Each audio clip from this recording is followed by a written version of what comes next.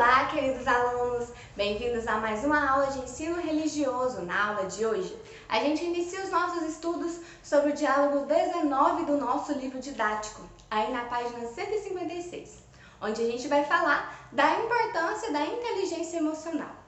Quando a gente fala de inteligência emocional, a gente está falando de conhecer, entender e controlar as nossas emoções, que são muitas, são infinitas. Pesquisas mostram que pessoas que conseguem manter suas emoções sob controle conseguem tomar decisões, fazer escolhas melhores.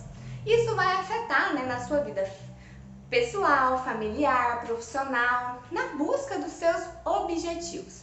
Por isso é muito importante compreender que as emoções elas vão afetar a nós e a quem nos cerca. Tanto que emoção vem da palavra em latim ex movere ou emovere, que significa movimento para fora ou colocar para fora. Então, a gente precisa compreender que ela vai nos afetar e vai afetar quem nos cerca. E aí, quando a gente vai tentando trabalhar as nossas emoções, nós veremos o quanto é importante, primeiro, o autoconhecimento. A gente precisa se conhecer. Que situações, por exemplo, nos despertam emoções como raiva, tristeza, ciúmes, medo, insegurança? Talvez a gente não se sujeite àquelas emoções se a gente sabe que a gente está ali, que a gente pode senti-las nessas situações. Ou a gente aprenda a controlá-las caso ocorram. Então é muito importante a gente ter esse autoconhecimento para saber o que, como e por como a gente vai fazer para lidar com essas emoções que surgirem.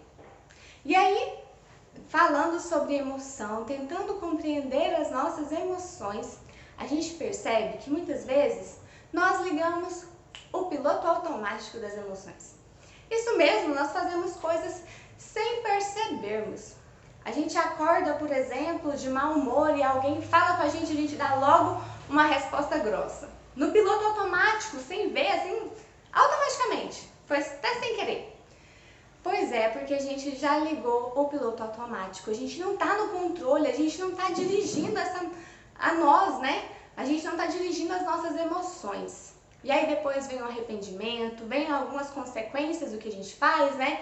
Por exemplo, se eu fico nervoso e automaticamente eu fico agressivo, pode ter consequências muito grandes. Então, a gente precisa desligar esse piloto automático. Nós precisamos assumir aí o controle das nossas emoções. É isso a nossa aula de hoje. Na próxima a gente vai continuar falando aí da importância de controlarmos, de entendermos as nossas emoções.